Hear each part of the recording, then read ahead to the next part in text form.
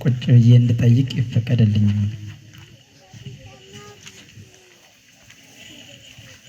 እሺ ወደ ጥያቄው እሄዳለሁ። የመጀመሪያው ጥያቄ ሰንበትን በተመለከተ ነው። የሰንበት በዓላትን አከባበርን በተመለከተ ምን አይነት ተግባራትን ማከናወን ይገባናል? መንፈሳዊ ጉዞ ወደ ገዳማት ይከለከላልን? ብዙ ጊዜ የነፍስ ስራ ይሰራበታል ይባላል። የነፍስ ስራ ምን አይነት ሁነቶችን ያካትታል? መንፈሳዊ ጉዞስ ከዚህ አይካተትም ወይ? ቢብራራልን ይላሉ ጠያቂያችን። መምህር ኤፍሬም ጋር። በስመ አብ ወወልድ ወመንፈስ ቅዱስ አሐዱ አምላክ ዘላለም ሥላሴ። የአባቶቻችን አምላክ ተጨማሪ ሰዓት የሰጠን ስሙ ከምድር መሃል እስከ አርያም ጫፍ የተመሰገነ ይሁን። እንደምን ቆያችሁ? ሰንበት አከባበሯ እንዴት ነው የሚል ጥያቄ ነው የተጠየቀና ከማክበራችን በፊት ሰንበት ማለት ምን ማለት ነው ሚለውን ማየት ይጠይቃልና ሰንበት ማለት እረፍት ማለት ነው። ሰው ማለት ነፍስና ስጋ ሁለቱ ተዋህደው የተገኘ ውጤት ያ ሰው ተብሎ ይጠራል። እና ገንዘብ የሚባል አለ። የሰንበት አከባበር በደንብ እንዲገባችሁ ገንዘብ ብላችሁ ጻፉ። አንድ ወረብ ወርባድ ነቃ እንድትሉ ማለት ቆሜ ነው መወረው። ያው ወረብ ከሆነ ያው እመቤታችን ስለሆነች እሷን ስለ እመቤታችን ብለህ ማረን የሚል ወረብ ነው የምንወርብ። በለኒ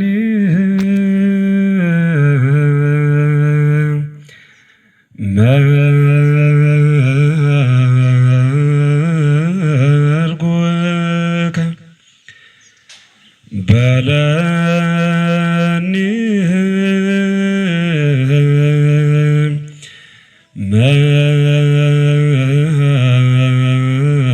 መርጎከ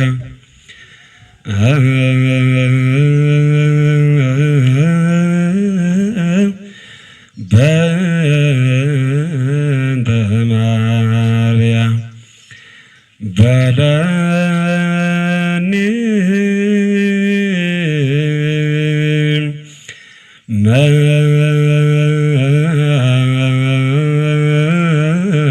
መርጎከ በለኒ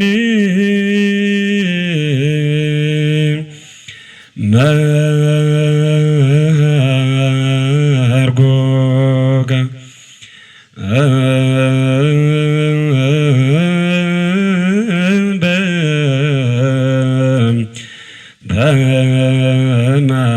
በማርያም እስመ አልቦ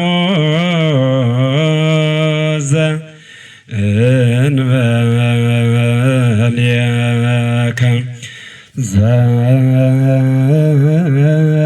ዘይሜ ህርቃለ መድኃኔዓለም እንዳንተ ያለ መሐሪ የለምና ማር ማር እያልሽ ለምኝልን ድንግል ሆይ የሚል ትርጉም ያለው ዜማ ነውና ዜማ ያነቃቃል፣ ልቦናል ይመስጣል። ነቃ እንድትሉ በደንብ ቅድም ስል እንደነበረ ዘር ለመዝራት የመሬቱ መለስለስ ይቀድማልና ዜማ ልብን ያለሰልሳል፣ ህሊናን ይሰበስባል። ከዛ አንፃር ቀድሜ ዜማ እንዳነሳ ተገደድኩ። ስለዚህ ማብራሪያውን ደግሞ ቁጭዬ ልስጥ ማለት ነው። እሺ ሰንበት ማለት እረፍት ማለት ነው እና እረፍት ምንድነው የሚለውን ለማወቅ ሰውን ማወቅ፣ ስለ ሰው ስናውቅ እረፍት ይገባናል። ሰው የሚባለውን በሁለት ከፍለን ነው የምናየው፣ ነፍስና ስጋ ብለን። ሁለቱ የተለያዩ ህልውና ያላቸው የተለያዩ ግብር ወይም ግብረ ባህሪ ያላቸው ግን በአንድ ህልውና የሚኖሩ ናቸው። በአንድ ህልውና የሚኖሩ ለምሳሌ ሰው ልጅ ነፍስና ስጋ አለው። ነገር ግን ነፍስ ይኸው ስጋ ይኸው ተብሎ አይጠቆምም። አንድ ሰው ተብሎ ነው የሚጠቆመው። እና የስጋ ስራ የሚባለው ገንዘብ የሚባል አለ፣ የነፍስ ስራ የሚባል ገንዘብ በግዕዝ ተገናዝቦ ይባላል። መገናዘብ አንዱ የአንዱን ነገር ገንዘብ ማድረግ ማለት ነው። ለምሳሌ ነፍስ አለ። ከቃሉ ጋር ናችሁ? ነፍስ አለች። የነፍስ ስራዋ ምንድነው ሲባል አለመስረቅ፣ ቅድም ስንዘረዝራቸው የነበሩ ጉዳዮች ሁሉ የነፍስ ግብር ነው ማለት ነው። በዚያ ተቃራኒ ደግሞ መብላት፣ መጠጣት፣ ይሄ እረፍት ማግኘት፣ እነዚህ ነገሮች ደግሞ የስጋ ግብር ናቸው። የስጋ ግብር ናቸው። ነገር ግን ነው በደንብ የምትይዙት ገንዘብ የሚባለው እንዲገባችሁ፣ ስጋ የራሱን ስራ የሚሰራው ስጋ መብላት መጠጣት ነው ብያችኋለሁ። ያከናውነው በነፍስ ግብር ነው። ነፍስ የሌለው ስጋ ይበላም አይጠጣም አስከሬን ይሆናል ይባላል ማለት ነው። ለመብላት የግድ ነፍስ ያስፈልገዋል። ጽድቅ ስራ ለመስራት ደግሞ ነፍስ ብቻዋን መስራት አትችልም፣ ስጋ ያስፈልገዋል። ተገናዝበው ነው የሚኖሩት።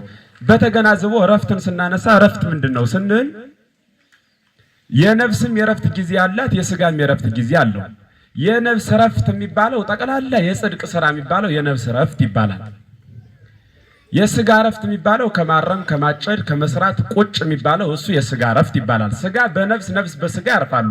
መገናዘብ ወይም ተገናዘበው የሚባለው አንዱ በአንዱ መኖር የሚባለው እሱ ነው ማለት ነው። ለምሳሌ አንድ ሕፃን እዚህ ላይ ያቆመን የማን ልጅ ነህ ብትሉት አባቱን ይጠራል። ይህ ማለት እናቱ ግን እናቱ አይደለችም ማለት አይደለም። እናቱን ቢጠራም አባቱ ግን አባቱ አይደለም ማለት አይደለም። ለምሳሌ አንድ አባት ይህ ልጅ ነው ቢል የእሱ ልጁ ስለሆነ ለእናቱ ልጅ መሆኑን ያ ልጅ አያቆምም። ለእናቱም ምንድነው ልጅ ነው። እንዴት ነው የእናትም የአባቱም ልጅ የሚሆን ከተባለ በሁለቱ ተገናዝቦ የተገኘ አንድ ነው። በስንቱ ተገናዝቦ? በሁለቱ ህብረት ወይም ተዋህዶ የወጣ የተገኘ አንድ ልጅ እሱ ስለሆነ በዛ ይነገራል። ስለዚህ እረፍት የሚባለው በነፍስም በስጋም በሁለቱ በኩል የተገኘ ነው። አሁን የነፍስ እረፍቷ መጾም፣ መስገድ፣ መጸለይ፣ መቁረብ፣ ማስቀደስ ይህ የነፍስ እረፍት ይባላል። ወይ የነፍስ ስራዋ ማለት ነው። እረፍት ማለት ነፍስ አንድ ሰው አረፈ የሚባለው የሚፈልገውን ነገር ሲያሳካ ነው። የነፍስ እረፍቷ የምትፈልገውን ስታገኝ ነው። አሁን አረፍኩ የምትለው የስጋ ስራ እየተሰራ ነፍስ አያርፍም ማለት ነው። አሁን እረፍት ሰንበት የሚባለው እንግዲህ እንዲህ ከሆነ እንዴት ነው ከተባለ ሁለት ሰንበት አለ። አንዱ ቀዳሚት የምትባለው 5500 ዘመን በጥብቅ በተለየ ስትከበር የኖረች ናት። ማናት እሷ? ቀዳሚት ሰንበት የምትባለዋ። ይቺ ሰንበት ለምን ተከበረች? ከመቼ ጀምራ ከተባለ ዓለም መፈጠር የተጀመረው መቼ ነው? መቼ ነው የተጀመረው? እግዚአብሔር ዓለምን መቼ ነው የፈጠረው? የጀመረው መቼ ነው ያጠናቀቀ? ዓርብ። እሁድ በሉ እስኪ ሁላችሁ። ዓለም ተጀመረ፣ ዓርብ ደግሞ ተጠናቀቀ ማለት ነው። የዓለም መሰረቱ እሁድ ነው፣ ጉልላቱ ደግሞ ዓርብ ነው ማለት ነው። ማን ቀረ ከመሃል? ማን ቀረ? ቀዳሚት ሰንበት ጌታ ወአይረፈ እግዚእ እምኩሉ ግብሩ፣ ጌታ ከሰራው ስራ ሁሉ ምን አለ? አረፈ። ስለዚህ እቺ ዕለተ ቀዳሚት ተብላ ትነገራለች። ይቺ ሰንበት በጥብቅ ትከበራለች። ለምን ከተባለ ዓለምን የፈጠረ እግዚአብሔር ስላረፈባት፣ እኛም ከስጋ የምናርፍባት የነፍስ ስራ የምንሰራባት። ልብ በሉ፣ ነፍስና ስጋ ቅድም ነጥዬ ያሳየዋችሁ ለዚህ ነው። አናጭድም፣ አንቆፍርም፣ የተለያየ የስጋ ግብር ለስጋ የሚጠቅሙ ጉዳዮችን አንሰራም። የነፍስ ግን እንሰራለን። ምን እናደርጋለን? የነፍስ ግብር ከጾም የተለዩትን ሁሉ እንሰራለን። ከጾም የተለዩትን የነፍስ ግብር እንሰራለን ማለት ምን ማለት ነው? ጾም በዕለተ ሰንበት አይጾምም።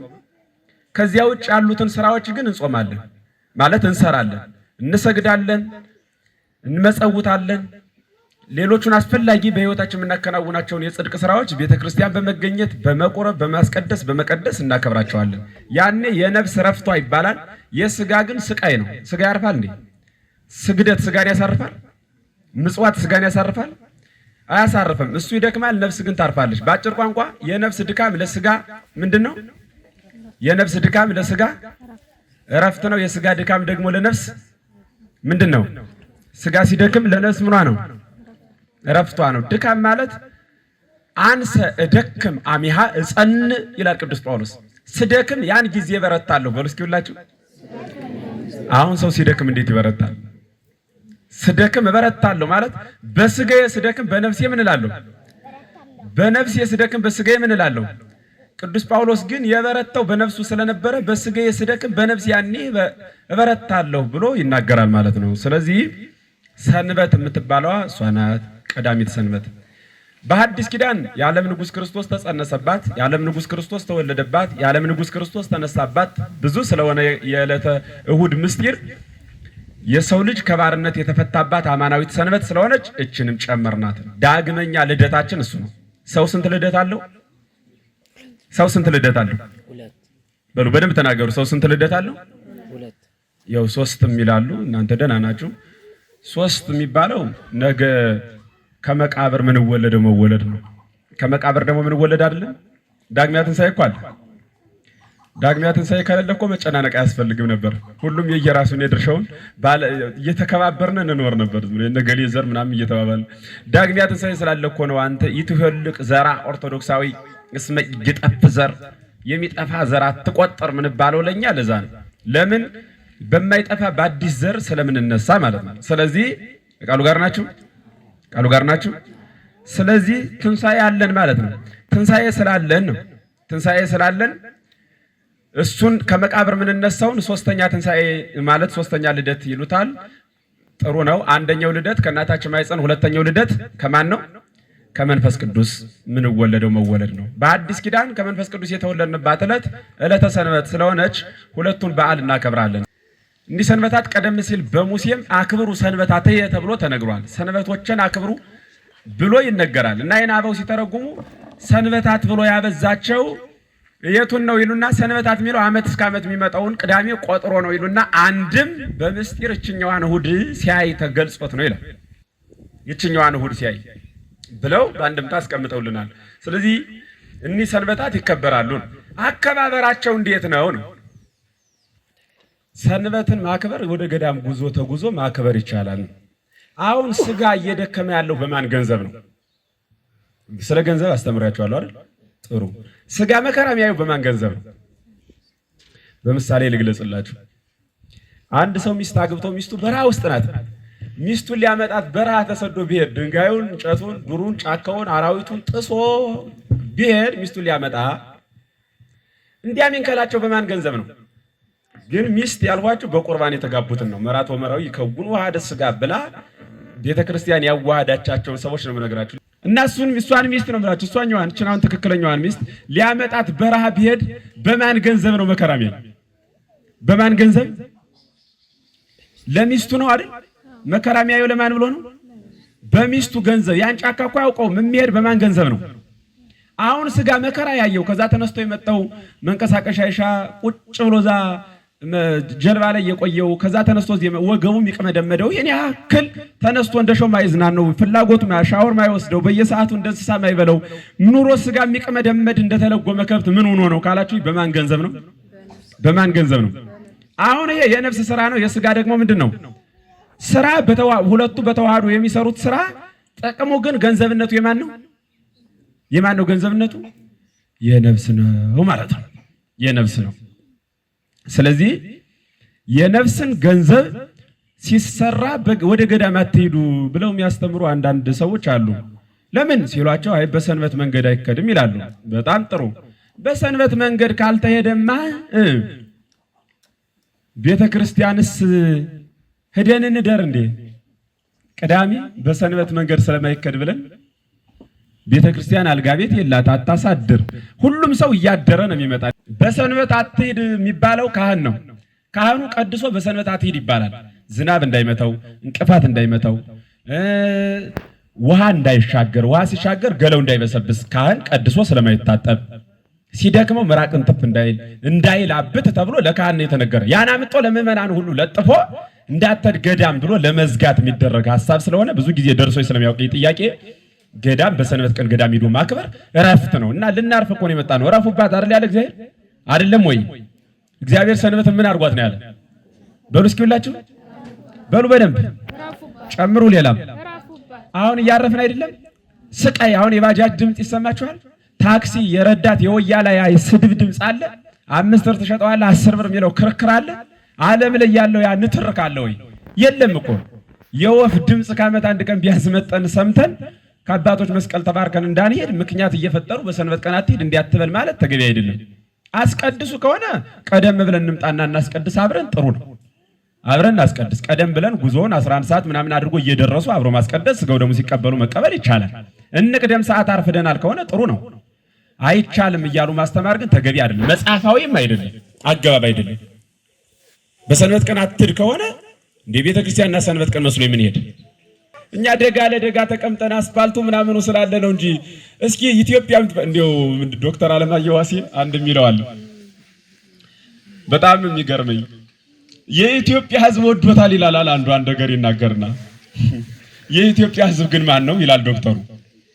የኢትዮጵያ ሕዝብ አንድ 10 ሰው እኔው እናንተ ሰብስቤ የኢትዮጵያ ሕዝብ በጣም ጥሩ ሰው ነው ብል በእናንተ ጥሩ ባደርገው በእናንተ ክፉነት ደግሞ የኢትዮጵያ ሕዝብ ክፉ ነው ብልም ትክክል አይደለም። ሕዝብ የሚባለው ሌላ እና ቤተክርስቲያን የምትባለው ከተማና የሆነ ደልዳላ ቦታ የተመሰረተች አይደለች። እስኪ ወረድ በል ወደ ገጠር አብዛኞቻችን የመጣንበትን እናውቀዋለን አይደል? ተራራ ላይ እኮ ነው ያለው። ላበቱ ነው አይሆኑ ነው እኮ ያን ተራራ ወጣው አቀበቱን ውሃውን ተሻግረው ወድቀው ተነስተው ቤተክርስቲያን የሚስሙ ሰዎች እኮ አሉ። አሁን እኛ አይ ሰንበት ስለሆነ በሰንበት ቀናት ይርዝም ብለው ቁጭ በል ማለት ከስጋው ደግሞ አርቆ ማስቀመጥ ባጭር ቋንቋ የምላስ ማሰሪያ ማበጀት ስለሆነ ተገቢ አይደለም። ተግባብተናል ይሆንልን?